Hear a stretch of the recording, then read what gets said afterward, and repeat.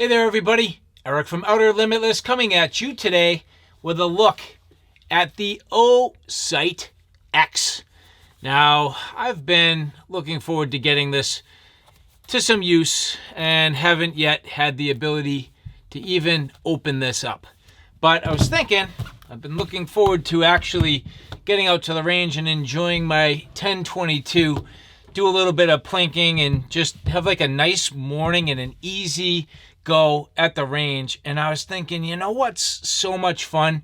Not only is it so much fun to enjoy plinking at the range, but with a good optic and a good red dot, it is going to be fantastic. So what I'm going to do today, go through this Osight X in some detail, take a look at it for the overall features, talk to you about Osight in general. Then I'm going to mount it up to my Ruger 1022, get out to the range, have a little bit of plinking fun. And in order to do that, well, let's talk about the mounting height for just a minute, because I do have these flip-up sights, which I kind of do need in general as backup sights. And I've intentionally put this particular pick rail on here with these heavy cutouts to allow me to sight down them and then still get on my iron sights. But up until this point, every single optic I've put on here has then obscured my iron sights, and I've lost the benefit of them. And I'm looking at what came from Osight with this particular optic, and I'm wondering and hoping that this mount might allow me to utilize the iron sights as backup. I don't know for sure, but I have a high mount and then I have a low mount option. So I'm going to take a look at these for my Osight X and see which one of these works. So keeping that in mind as we get into this here, again, the Osight X, this is a red dot, and this kind of takes the place of the original Osight. Osight back in the day, not even that long ago, up until about 6 months ago, they produced the Osight. And at this point, Osight has now split off into its own division, and they are coming up with additional optics. The Osight X being on the RMR footprint. So we've looked at the Osight S, which is the RMSC footprint, but then here today, this again being the Osight X, which is larger and on that RMR footprint. And so as we break this out of the package, so far I have been very impressed with Osight, doing a wonderful job. Excellent packaging, very clean. All the accessories you're going to need. But the coolest part about the Osight optics is the fact that they have the proprietary charger, and it's really a charging cover. So as we break this out, you'll notice this is a two-piece setup. So here the charging cover, which you can see here, this does have just a tiny bit of battery life on there. So battery indicator there as we press this side button. But then the optic itself. So the Osight X. Again, it's going to be a larger window than on the S. Right away you can see it's actually very clear. That's nice. Not much in the way of color change. So not much in the way of blue hint or hue. And as you take a look down onto the surface of the mat below, I'd say pretty neutral in terms of the color of the glass. So right away, that's a good thing. Now, we're not worried about exposed batteries, and the benefit to the Osights, these are charged literally all the time. If you leverage the charging cover, you can see right on top, magnetic charging capability, and that works extremely well and very effective, where when you have the optic on the firearm itself, this will charge the entire time, top off your optic. So every time you go to utilize your firearm, that optic is ready to go. So very nice from that regard. Not only do you have a fully topped off battery all the time, but you're not worried about any water intrusion. So these are going to be rugged, very nice construction overall, and definitely something that's not only durable, but has incredible battery performance. Now keep in mind, also, these are made with OAL, which is the proprietary aluminum from Olight, Osight, O-Knife, you name it, they are using the OAL. And it has higher strength and lighter weight than pretty much all other optics out there. So this should be incredibly tough, very durable, but also, I mean, just scratch resistant. The OAL coatings that they're using, scratch resistant, very nice, high quality optics, excellent glass, multi-coated. And again, in this particular case, this is a multi-reticle red dot, which as we get into this has a 3 MOA single dot. So again, 3 MOA red dot, which on the side, if you hold the down arrow and you long press that, you'll see holding it down, it will change. And that will go to a 32 MOA circle. Another long press here. And that will be your 32 MOA circle with the dot. So again, depending on your preference, you do have the ability to go through these different reticles. And again, another long press here back to the dot. Now, as we press up and down on the buttons, that is your brightness. So you can see that pretty much went virtually all the way down. And then getting on the plus button and pressing it all the way back up, you can see it does get quite bright until it really sort of starts to bloom. And the nice thing about this particular optic, if you long press the plus button, well, you'll see that flashes. And at this point, it goes into more of your automatic brightness mode. And so right on the front, you'll see there is a sensor facing forward, which is pretty awesome. So that will sense the ambient light conditions and it will brighten or dim the actual dot accordingly. So nice feature. The other thing worth noting, this is fully shake awake, which is awesome. So this will go to sleep and then it will turn on as soon as you pick up your firearm. So generally speaking, excellent features, nice window, awesome materials. How will this be to use? So at this point, I'm going to get this mounted up and then we'll bring it to the range, get it zeroed in, and then we'll come back to the studio and I'll give you my final thoughts. And for those of you who may be wondering, I am opting to go with the high mount, the OSP-157 mount. Unfortunately, the way this is constructed, I cannot see my iron sight. So this will be optic only. That's okay, not a big deal. And keep in mind the fact that this particular mount does come with the hardware that you need. So you can see it comes with the screws, does come with a key, so the Allen key, and it also comes with this adjustment tool for the optic itself. So not only does the Osight X come with this, but the mount itself as well. So definitely a cool setup, and nice that now I actually have spare adjustment keys.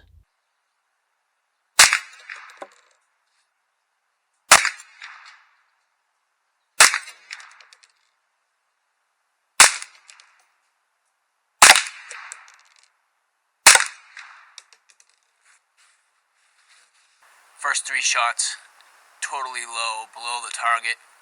Next 3 shots, low and right. So I need to come up and left quite a bit.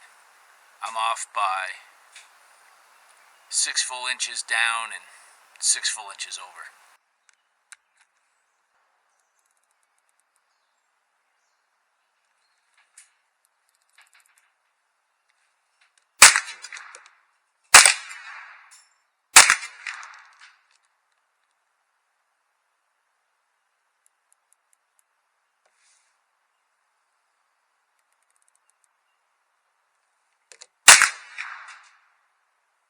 First 3 shots completely missed, low.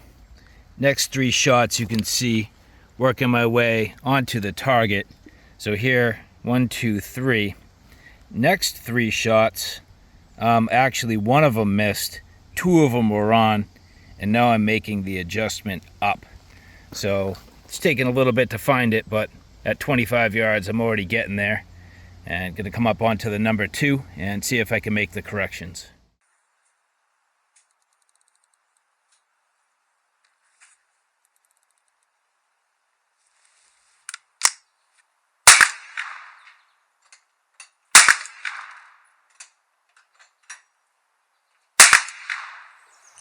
overcorrected for the first three. Now I need to come down and right.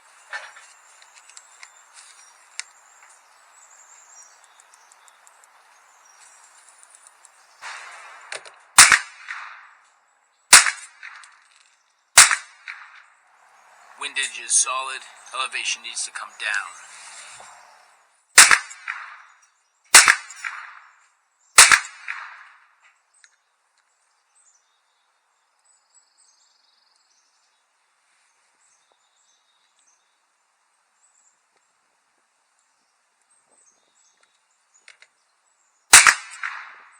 First couple of shots of that set, I had overcorrected, brought it back in pretty good, at least in terms of windage. Elevation was still high, maybe still a little bit left, and you can see I chased that in.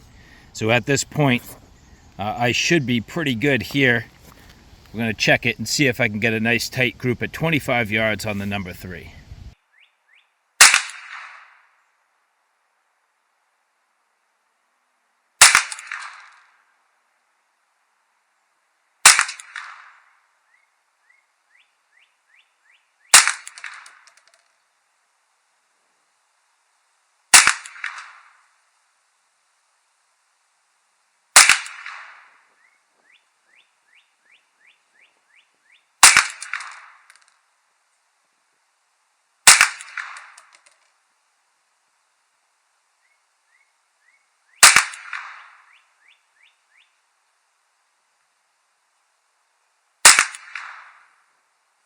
So pretty damn good. You can see I did pull one, lost it a little bit high, but all the rest of them here nice and tight. 1, 2, 3, 4, 5, 6, 7, 8, 9, right there, within an inch roughly, maybe inch and a half. And then I don't know, kind of screwed up on one of them, but it is what it is. So clearly fully zeroed in at 25. Going to bring this out to 50 yards and we'll see how we do. Adjusting the dot down.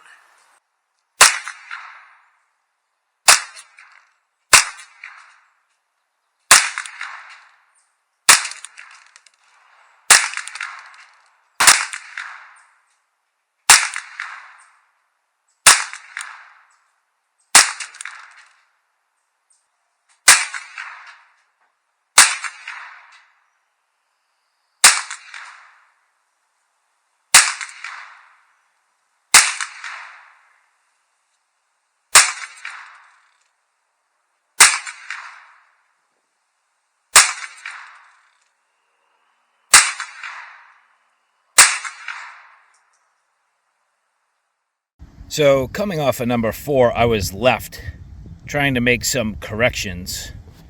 And clearly at this point, I am low and right. My errors at distance are starting to kind of manifest.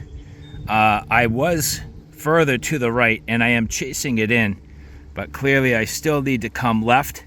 And based on the last group of 5, which should be this, not only do I have to come left, but I think I have to come up. It is difficult to see these targets at distance, and especially since my dot is actually covering a vast majority of the circle.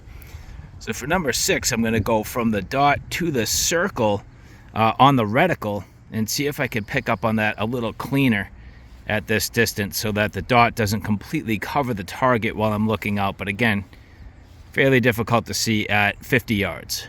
Getting started here. Number 6, top right corner of the target. I'm at 50 yards. Again, I've been low and right at this point. Made a minor adjustment. Let's see if we can get on there. Now first, I'm going to change the reticle from the dot to the circle only. Long pressing on the down arrow or minus arrow. And there we go. That is definitely going to help. I'm going to leverage the crosshairs to help me get that centered. Let's see how this goes.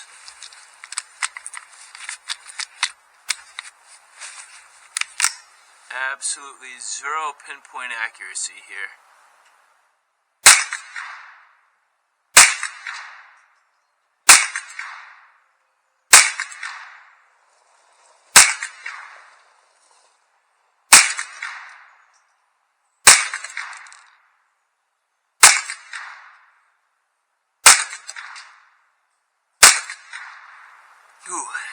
Getting real hard to see that.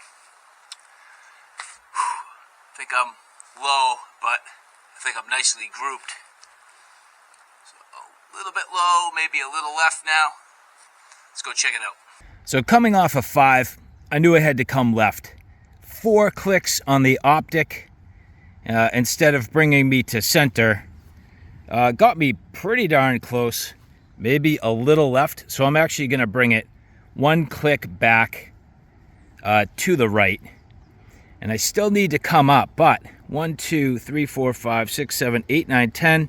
That's about 2.5 inches. That's about a 2-inch circle there. So you can see here, you know, 2.5 inches at 50 yards. That's not too bad. And that's with the open circle, so 0 precision whatsoever, and just leveraging the crosshairs. When I'm looking through that 32 MOA circle, I have crosshairs about here and here, and here and here, and I'm trying to get those kind of evened up on that circle. And again, this is really hard to see at this type of distance, but that's not terrible. And I'd say if I can make a little correction, that'll be pretty good. So I guess at this point, you know, I'm gonna try one more set here, going right here for the number 9, and then we'll go out to some steel at 100 and see if I can pick those off, which I know I'll be able to. So this is going pretty well. And just for the sake of the argument, I'll color that in so I can see it better at distance. And again, I'm going to try to get that crosshair pretty much with this in the center. And again, as I look through that 32 MOA circle, it's going to have crosshairs about where my fingers are. And that circle is going to be covering this target and enveloping it. And I'll be able to see that black straight through the middle. I'm not leveraging the circle and the dot, circle only. So you can see at 50 yards, the target is not the easiest to see. And zooming in a little bit with the camera, that's pretty much what it looks like to me with my naked eyes. And you can see how difficult it is to see just those circles, but the one that I've colored in dark black, hopefully easier to pick that up at this distance. So for the sake of this argument, I'm literally going to completely ignore where my shots land. I'm just going to make that minor adjustment. So elevation, 2 clicks up. Oh man, I guess in windage, 1 click right. I'm just going to lose all 10 shots here, and we're going to hope for the best. Let's do it.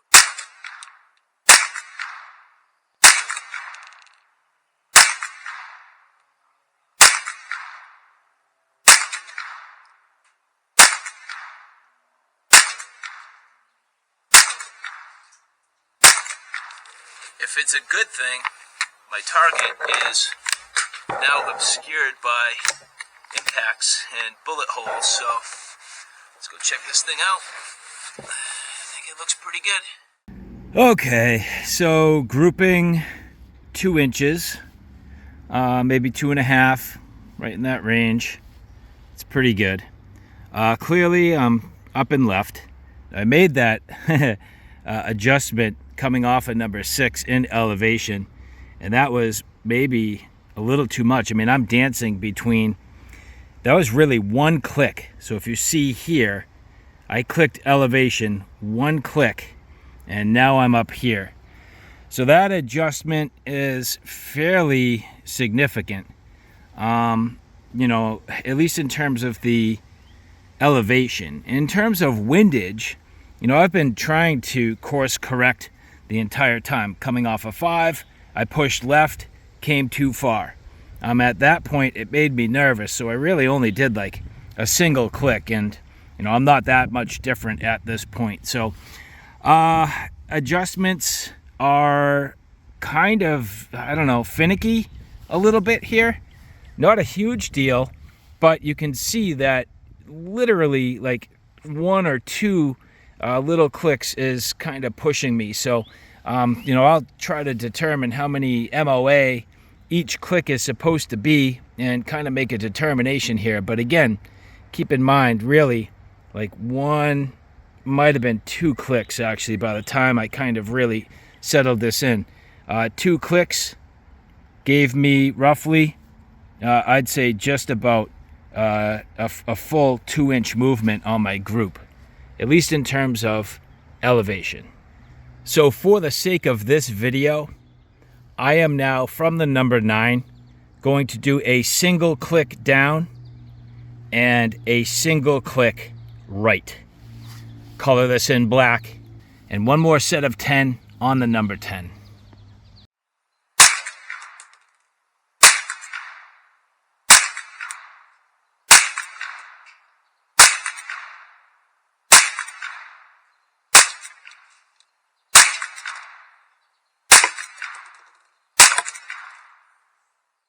So on this one, I do feel like, for the most part, my windage is coming back to acceptable. Might need literally a single additional click to get that group. I mean, look at, that's 1, 2, 3, 4 shots right there. Obviously the pattern is still a little bit to the left.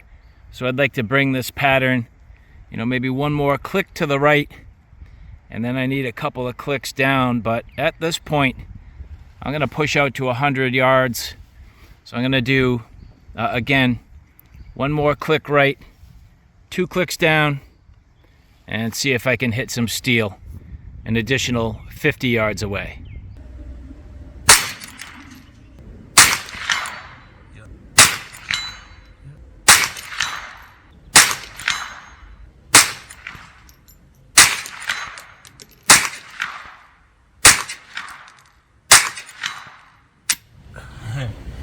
Okay. I'm gonna say windage is pretty good for the most part. Elevation, obviously, that bullet's dropping, so I'm aiming a little bit high. I was aiming at the very top of that circle. I'm not sure exactly where it's hitting on that plate though.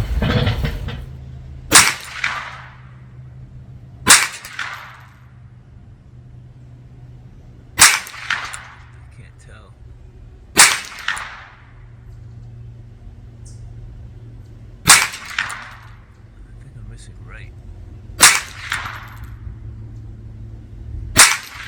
Come on.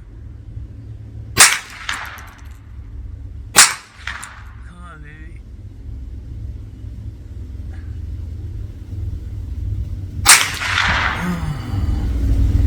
Over. Oh, that's a disappointment. But generally pretty good. I think the adjustments are a little coarse from what I can tell. I'm certainly not an expert, enthusiast at best, but I've been at it for a little while now, and I'm dancing, but it's just that I'm dancing around my refined adjustments, I guess. So, not too bad, whole heck of a lot of fun. Let's get back to the studio. And so, all right, guys, there you have it. A look at the Osight X. Now, thanks for staying along. If you watched all that shooting footage, I did glean a few things out of that. Now, first off, keep in mind the fact that, of course, my accuracy at the end of all of this has so many factors. First off, shooter capability. I am a novice and an enthusiast at best, doing the best I can to zero optics. But second, the actual ballistics and capabilities of the equipment and the ammo, and then the environmental considerations while I'm out at the range. So is accuracy going to be perfect? Of course not. Is my ability to zero a red dot at 50 yards going to be perfect? Of course not. But I do think that I was able to actually do a pretty good job with a one-time magnified optic. There is no magnification to this whatsoever. It is literally as your eyes see the target, and you could see, and if you've shot before, you know that 50 yards can be tough for the naked eye to see a target like that. And so for my ability to look downrange and group my shots as well as I did, I think that's a success. Now, I did find that I feel like, and again, kind of hard to determine, I feel like sometimes the adjustment was a little coarse and, maybe pushing me further than I thought it was going to push me. But then at other times, it didn't go as far as I thought it would move with each click. So does this really have, that kind of MOA adjustment that I'm looking for? It probably did, all things considered. It was probably right where it needed to be. So at 50 yards, 2 clicks should have been right around an inch. And was it giving me that? Yeah, probably pretty close. So that worked out well. Now, in terms of the overall clarity of the optic, awesome. Nice quality circle, nice dot, very crisp. The ability to easily see this. Now, I did not use this on the automatic mode. I manually adjusted the brightness so I could get it fine-tuned and dialed in exactly where I needed to avoid covering the target. That's the big thing, is to avoid covering the target. I want to look through the optic and be target acquired. I want to look through the optic and be able to clearly see the target itself. Now, again, you see the entire time I was pretty much shooting one eye. Typically, a red dot like this, I like to shoot 2 eyes, but I wanted the pinpoint accuracy. I was working on zeroing, and I really needed to hone in. Now, clearly, the optic, and depending on the angle and my cheek weld and exactly how I have, the firearm positioned, that dot will move, and it will change the overall landing spot and target just enough that it throws off your accuracy. If 3 of my shots, my cheek was here, and then the 4th, 5th, and 6th shot, my cheek was just up a little bit, that's enough to throw it off. So was I perfectly accurate? 100% no. So I would say that this optic, definitely capable, awesome quality, great clarity, great dot. The ability to fine tune it worked out perfect for me. Definitely enjoyable. And from here, it's really, enjoying the rifle, not getting quite so finicky. It's, zeroed in enough. I can go in close. I can plink around. It'll be pretty much where I need to. I should be able to go out to 100 yards and pretty darn close to hitting the target. Even though on the last set of 10, I missed them all. That was a bummer. But again, that's shooter error, not the optic. So again, thank you to the people at Osight who did provide this for review. For the rest of you, look in the description box below where you can find all of the relevant links. And if you like this content, do me a favor, check out my Outer Limitless family of channels. So from hiking, camping, backpacking on my primary channel, you're here on Outer Limitless 2, which is tactical and firearms. You have my Outer Limitless Blades, which covers all the sharp and pointy things. And then Outer Limitless Lights, which covers all my headlamps, EDC lights, indoor, outdoor lighting, you name it. That's the Outer Limitless family of channels. So, all right, guys, thanks for stopping by. Take care now. I'll see you soon.